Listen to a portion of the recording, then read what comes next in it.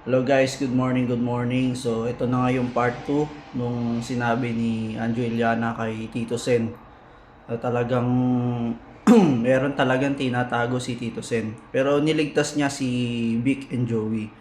Hindi natin masasabi kasi nasa political war tayo ngayon, dito sa Pilipinas. Talagang yung mga politiko, yung mga dating magkakakampi, ngayon nagkakaaway-away na.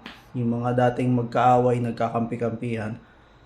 Sobrang gulo na. Pero dito, malalaman natin kung sino talaga yung mga totoong nagsisilbi sa bayan, sa kung sino talaga yung mga nagtatago ng mga nagnanakaw ng mga pera ng taong bayan. No? Tignan natin to. Si Tito, si Vic tsaka si Joey, walang kinalaman sa sindikato dyan sa ito. Vic tsaka si Joey, nagtatrabaho lang yan. Pero malamang galit na sa akin ngayon si Vic dahil kapatid niya. Wala akong magagawa.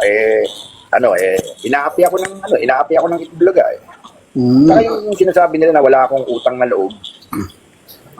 Unang-una,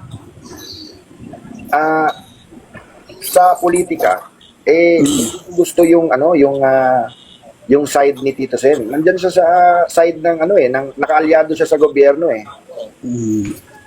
Doon pa lang, hiwalay na kami. Ano bang ibig sabihin nito? Dahil 6 years ago, membro ako ng Itbulaga.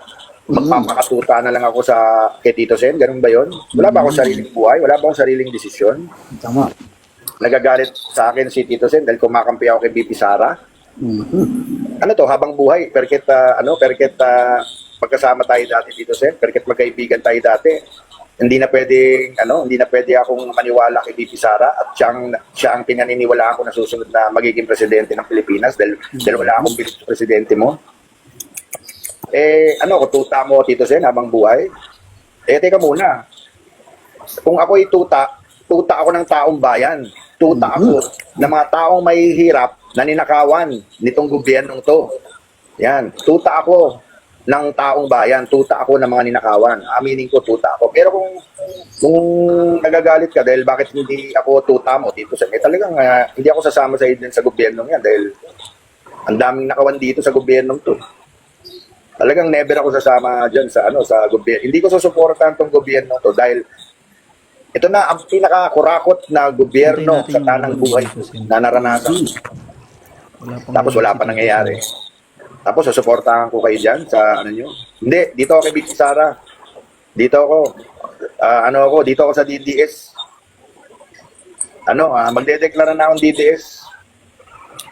Mag-a-apply na akong senador Bryce. Mag-a-apply na akong senador dito kay BP Sara. Titikat ka na. Titiket na ako para kung manalo ako, pagdating ko sa Senado, sige, doon kami Debate. ni Tito Sen.